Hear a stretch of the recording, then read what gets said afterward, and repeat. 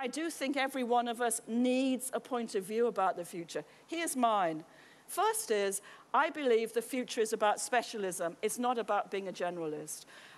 If you're a generalist, your number one competitor is Wikipedia.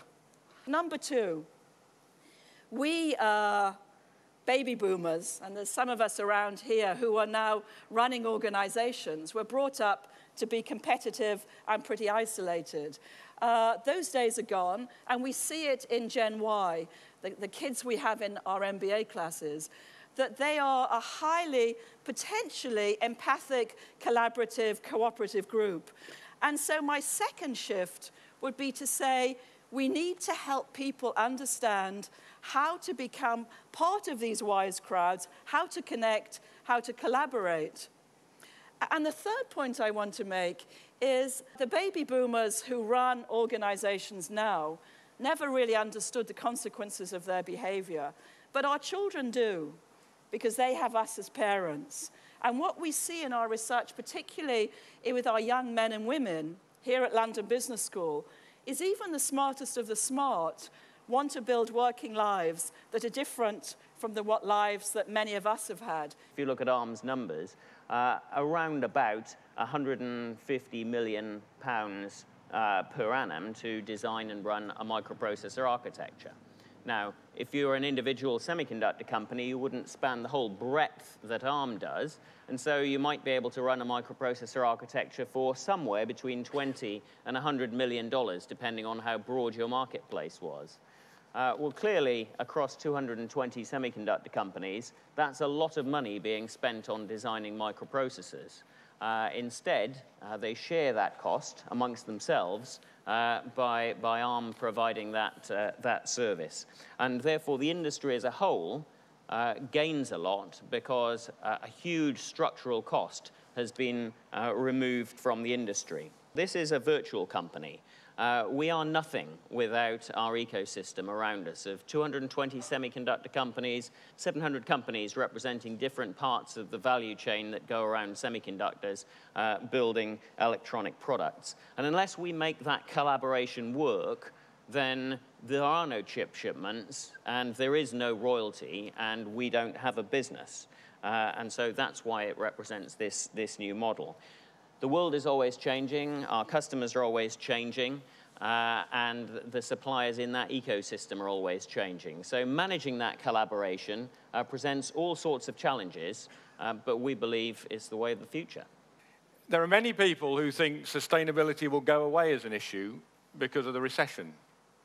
Not a chance. And if you're still studying and you don't get this, you've got a problem, I think.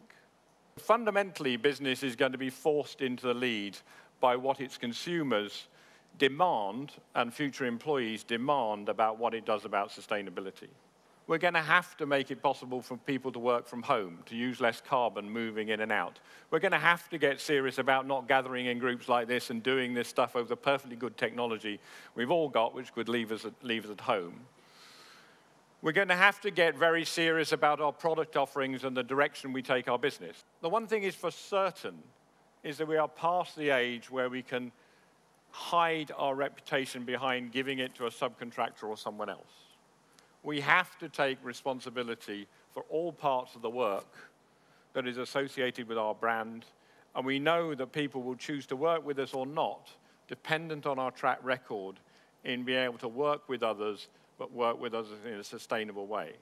I think that we have a real opportunity now, as opposed to when organisations like Save the Children were first set up nearly a century ago, to really tap into the very best talent all around the world and pull together absolutely virtual teams, whether that's for the day-to-day operation. And a lot of my top team are based in, one's in Rome and other one's in Canada. I've only got a couple of people here with me in London.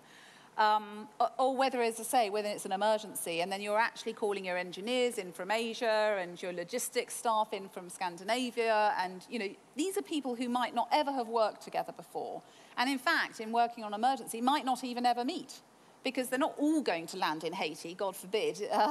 They're going to have to work behind the scenes to make sure that everything is going to work as smoothly as possible. So a lot of these relationships are just going to be virtual.